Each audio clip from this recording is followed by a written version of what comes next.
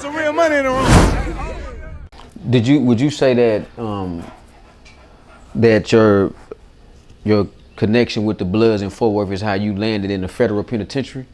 Oh, hell no, man. How I landed in the feds is because my old partner, he shut me down. You know, when I got to hustling, I went from dime, I was going dimes, quarters, you know, cut a winning quarter up, winning dime, winning 50. He didn't have nobody to help him out. I didn't have no OG and all this other shit. He give me a sack, tell me bring him back, he tell me keep 50, he take 200. After a while, I said, man, I'm working this sack for this nigga. I ain't make no money off this shit. I'm working for another. I'm getting $2 off a motherfucker. Nah, fuck that. I could take it just like putting a job application. I could take my application and put it in with somebody else, as long as I know I pay that money back. Yeah. You know what I'm saying? But the only thing about it, when I got older and I started learning, seeing the money, I learned that the banking slowed it up. Right? And I mean slowed it up because what I did was I learned a whole nother game, right? And I started learning the whole game. I started off with heroin and cocaine. You know what I'm saying? I started off with the heroin because I learned that what that tar was like. I learned about everything, man. I used to have tar. I can drop that shit and it bust like glasses. You know what I'm saying? And I started off with that shit. I wound up selling that shit and everything else, but they came and got us. I wasn't moving I didn't ever think the feds would come get it. You know what I'm saying? When the feds come got me, they was like, why? I like the state, I ain't did this shit. Them dudes jumped out of undercover cars and everything else. They let one of my partner, they let Romero go. But they said, nah, we don't want him, we want them two right there, and they got me and my partner. Because there was somebody else in the picture that my little partner took. And we had pictures and I had to get the jacket on. So they said, oh, you connected to them. And we've been trying to get them, so man, we'll get all these young niggas, man. We'll take them, they'll tell us something. You know what I'm saying? So they picked me up and they picked my co-defendant. They shut down the freeway when they got us. You know, and we jumped out the car, say this DEA, everything else. You know what I'm saying? I had a Uzi in the trunk. I used to wonder why they didn't charge me. But they didn't charge me for it because simple fact, when the feds come, they already got you. They don't need nothing else. You see what I'm saying? They got you, word of mouth. See, I went back and I had to read that. So, boom, I go in that motherfucker. We in that shit, soon as we fall up in the motherfucker. The old, this how I met we. So now you're in the federal penitentiary. You know, you get in there. Well, the issue, when I got to the feds, you know, the first thing I knew was, I didn't know the issue. My cellie came in there, and nigga was at a motherfucking Grand Prairie.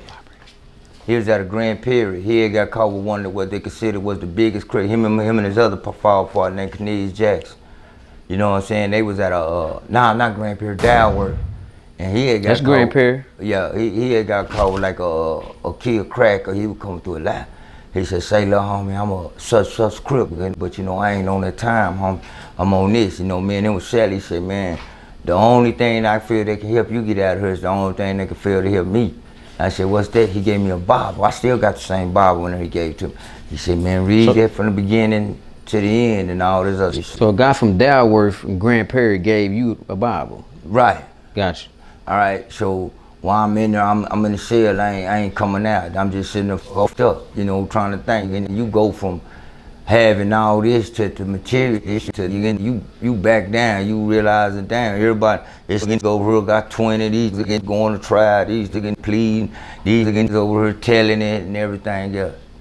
See, one thing about, well, I'm gonna speak on that real quick and then I'll go back. One thing, see, about that snitching issue, see, if you came under the old code and everything else under the well, I don't even know who made the code, I'll be honest with you. You weren't supposed to say a motherfucker thing. But then the niggas start making jokes, tell on 10, get a friend, tell on a friend, get 10, and all this other shit. And then, man, they're gonna be gone, you can't do that time. It was a lot of niggas in there. It's a lot of niggas in there that didn't stand still. They got motherfuckers, got paperwork that told, man. And the only thing they did was tell the truth. The only thing they were doing was telling the truth, telling them, well, you know, this and that happened. Then, You asked one, he working, he got everybody. But the coldest part I learned for when I watched these motherfucking federal laws where they could take a 50 gram of crack, and they call it relevant conduct. And they boost that 50 and say you were selling a 50 all the way up to a motherfucker was selling a key. And say you were selling a key a month, a crack, and boost that shit up. Cause see the crack epidemic was 100-to-1 sentence. You know, it was a 100-to-1 sentence ratio ish. So a nigga didn't really know. Cause remember I told you I dealt in heroin and cocaine. But they found cocaine, they tried to say it was crack. They tried to say your cocaine was crack. Was crack. And we had to go to the lab test. And when the lab test come back, they talking about it was cocaine base. Well, you had to go back and look up the definition of the cocaine base. Because if you go back in the days, Richard Pryor was smoking crack, but they called it free base. Free base. So that's what I was saying, that my cocaine was free base then. You know what I'm saying? It's free base, you prove that. Because see, if I'd have got sentenced to cocaine, I wasn't finna get no time. You know what I'm saying? I wasn't finna get nothing. But they came back and you told me, man, you can fight it on appeal, and you'll win on appeal. You know, I brought that up after I lost my real appeal. Cause see, they got laws talk about Leon's good faith, meaning a motherfucker kick a search warrant in, they can kick your doors in just cause the law lied on the warrant. You know, excuse Who's Leon? That's a law. That's a law. That's a case law, Supreme Court case law. Gotcha. It's called Leon's good faith. Where if a law got good faith episode, he don't have to put everything in the warrant. Cause see, when they hit me, the warrant was wrong. It didn't have the right address, it didn't have the right. Now, that's a violation of your fourth constitutional right. You know what I'm saying? Mm-hmm. See, the thing is a violation of constitutional laws, but then in the federal laws, they bend them. Everything I'm saying, you can look up. See, look at doing 841 A1B. That's the law. I mean, you're selling a controlled substance without a license. That's all it is. See, they sell the same issue over the counter. Just with a license. With a license. Since you ain't got no license, they finna give you 50 and, years. Yeah, the time get you more. So a lot of motherfuckers, dawg, man, I ain't gonna break. I'm gonna stand tall. Man, they going there, come back at that motherfucker crying and hollering. They going there, they come back with a life sentence. That motherfucker, now you got life till you die. You deceased. It ain't no one then when you see they going over here, they'll put you on some shit called diesel therapy. They'll put you on that motherfucking bus. You ride around that bus for years, and they just keep dropping you off in different you know, different level. Your mail can't even catch up with you. You know what I'm saying? They play more of the feds play more of a psychological game. Cause all the information, they get information. And that's how they proceed off of hearsay evidence. So some of it may not even be true. No, but they gonna prove it. How hard? If I say, me and you knew each other, a conspiracy. 2, that we trying to do something to undermine the government. We trying to sell drugs. That's a conspiracy. That conspiracy alone carry 10 to 20 years, 10 to life, 20 to life. It depends on what you did and how you did it, man. You gotta go in there and read. You gotta read. And you see, I used to take the Bible and study. So by me sitting down, I'm like, man, fuck off this shit. I'm gonna try, man. My nigga teacher say, I ain't finna, man, fuck off this shit. I ain't finna do this, man. I'm finna go take this 9 years. Man, you take it 9 years and we ain't even got $500 worth of dope. We ain't even got an ounce. They didn't get us for all this cocaine and heroin over there, but they trying to charge us with it. But their whole plan was, they young and they gonna snitch. They gonna talk, they gonna tell everybody. Like that fat motherfucker that's out there right now, Big Sam. Big Sam is a federal agent, homie. Ain't no motherfucker, ain't in my paperwork. He testified in my, Big Sam is a federal agent. Them old went up there and lied. When we had a shootout in '93 with Lil Duke and them, he's out of Hooverland. Them old say, well, he got an assault case on a Robert Knox. And I'm like, yeah, he got assault. And I said, man, I told my lawyer, cause see, you get a fed, you go to a fed case, you wanna get you a federal prosecutor that used to be a federal prosecutor, but they're a lawyer now, cause they know their laws. So I told her, I said, say, man, ask him who that is. And he said, man, he said, do you know who I? He said, yes. He said, you do know it? He said, yeah, him and Mr. Stevens, he was shot by Mr. Stevens. And then they said, nah, wouldn't it be more like he was the victim? They shot my brother arm off. They dumped up in the car in front of us. You know what I'm saying? And so they was trying to, but the whole picture was to paint it, and it fucked it up. This what made me change my life. When they told me I was a menace to society, and they called me a flight risk. My mama down there broke down in. At that time right there, I knew I wasn't coming home. You know what I'm saying? I knew I wasn't coming home. I laid in my bed, and I ain't finna say this shit on nothing. Whatever y'all got, y'all got. So I'm in inch, and I'm about like, cause see, the feds ain't gonna come to you. Hey man, you better plead with this and take this and that. Or nah, you ain't getting too many times to come to them. They come at you, that's it. That's it. See, a lot of them get 30 and 40 years, it's because of their priors. They don't got the thing called, it's called career offender. So each time you done did, you move over in categories. All they gotta do is read this in the sentencing guideline book. Look up in the case, you ain't gotta worry about getting snitching. All you gotta do is look at this guideline book. Read the guidelines, read the categories, and that'll tell you what he doing. If he a convicted felon or whatever, you gonna see, I see motherfuckers in there with not even a trigger on the gun, just the gun don't work at all, but just being around the firearm, being around the bullet. It's all about having knowledge. With the Conspiracy Act, you know, it don't take that much, you know. I think it was 2000, 2001. There was only one case that came out, it was United States versus Singleton. And that case right there was saying that if anybody had somebody told on them in the case, and they got, and a person that snitched on them, they got a different sentence than what they were supposed to, but they got due for cooperation. Their testimony wasn't viable, right? That was called United. So that you can open the doors for millions of people, because everybody in the federal system is in there off of information. So information given to them by someone else. Somebody that's getting a lesser sentence because you're not supposed to do that. You know what I'm saying? They testimony, because I'm looking at life and I ain't worried about it. Dudes just telling. Yeah. But see, with my co-defendants, all of us was young. We all stay silent. Even from the youngest one, Poo-Poo 18, we all stay silent. But then we all... Nobody said anything. Nobody said anything. Now, the female on my case, she told. I told her, go on and hit me, tell them what you knew for me. You know, tell them what you knew about me. You know, you taking a woman away from her children and she knows she ain't had this to do with that. No, wouldn't. Yeah. That's your beef. You ride your motherfucking beef, my nigga. So I'm in the law library. Nah, my co-defendant go out there and he go see his lawyer. And his lawyer tell him that I was telling on him.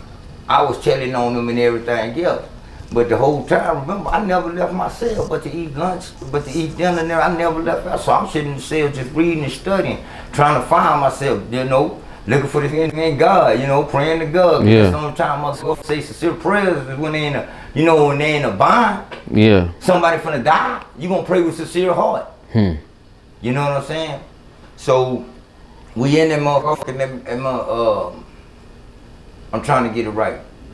So a lawyer telling us this, so he said, hey man, my lawyer trying to off-code me. I said, what happened, Chief? He said, well, my lawyer talking about you and Trace telling on me. I said, man, I ain't even left the motherfucker cell. I ain't even talked on the phone. He said, man, I know they watching. He said, man, she come back Thursday, right? So when she come back Thursday to see him, right, like in the jail unit in Fort Worth, you go in there, you can see the visits. So when I get to the visit, you know, he pointed at her and she like, no, I don't know, you know, then he pointed at her. So he told her, she said, man, why the fuck you lying to me? She said, that's Stevens right there. He ain't been on the phone yet. Well, we don't want you, they want him. They feel he was the man and he was this and he was that. See, the lawyers tried to get him to flip on me already from the get-go. So I go tell the old man come to the thing, she say my name. Oh, it would be Pops, Weasel. Weasel. Gotcha. Weasel say my name.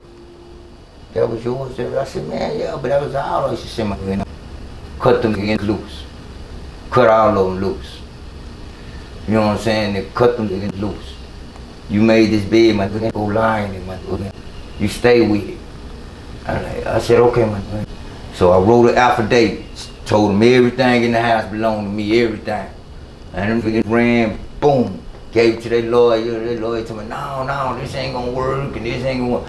Then they was talking about, nah, he gonna fuck himself up, and his lawyer is the main one, because I'm the only one that paid the lawyer. You the only one that paid the lawyer on your case? Yeah, I was the only one that paid the lawyer. But other court-appointed lawyers is the same thing. They just dedicated more time. So you get a federal lawyer, you ain't paying nothing less than 10 for a federal lawyer. Yeah. You ain't paying nothing less than 10. Because long story out of bullshit, man, throughout all that, I wound up being in that motherfucker in them. And right before I left, Trent came in there. And when Trent came in, he was telling me, I just telling him how this shit go. When he came, I told him, you a David type, and read David in the Bible. Yes, sir. By this time, they was shipping me out. I don't know what I'm going. I know I'm going to a high security. How long were you in the federal penitentiary? I did 10 and a half years. Okay. I did from the age of 21, I turned 21, 22, 23, 24, 25, 26, 27, 28, 29, 30, 31. 10 and a half years when I got out. You know, but in there, it's like Joseph, it's like, what's the food that got swallowed by the whale? You sit in there, you try to find yourself, or you try to find everything. I'm in a position I don't know nobody. I ain't never seen these people. They can say they for forward. They can say you don't know nobody though. I go way Louisiana, man. You know what I'm saying? I'm down in New Orleans. I'm down about. I'm in Oakdale. I meet a lot of other different, like the other dude we had on there. What's his name? From New Orleans. Terrence Gangster Williams. Yeah, I met some of his one of his partners, his name was Bryce. I think his last name was Bryce Cole. That was my Cindy. And he was in there. See, one thing about this guys out in New Orleans, they about that. Yeah. A lot of them were beefing in there. It didn't change. You know what? They were beefing in there to beefing down here. You see what I'm saying? It still was streetwise, man. It's live. So I learned about the methamphetamine, the Calio, the Magnolia. I learned about a Baton Rouge. I learned about a lot of different issues. In Louisiana? In Louisiana, I was down there. I learned about gangster. You know what I'm saying? Everything gangster did. They used to talk about it. They got high much respect for gangster out there in New Orleans, man. I ain't never met him, but they told me. Yeah. You know, they was like, man, before the baby blew up, these niggas was getting pictures and shit. You know what I'm saying? We didn't get pictures in before they came out with bags that's ass up. And they was showing how they shoot the video. They was showing that, they was telling me how Master P, you know, what P was doing this, and P really was about that. But they said Gangster was about that, like Gangster wanted to make it. Them the original hot boy. Original hot boy. Yeah, they was the original. I'm talking about down there. I was down there. Well, nigga like Yancey. Yancey no matter, because New Orleans had one of the corrupted police force it was at that time. Mm-hmm. And they had going back about laws. And then they said Yancey went back. And I'm like, man, what the fuck? But I was asking, I'm like, man, why don't you no fuck with Yancey like they do the other? Because they said Yancey went back and did something. I don't know what all happened, right?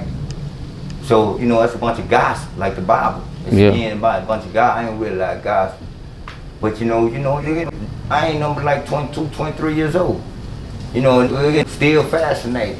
Yeah. You know, by this time though, they said, man, Gangster killer, man. His whole family, I mean, what's the name of killer? Yancey. They said, man, Yancey, Gangster, 2 pills, and killer. So they fuck with him. And Yancey was a good one. So it showed me how the spirit humbled and everything else. Hey, real tone, there's some real money in the room.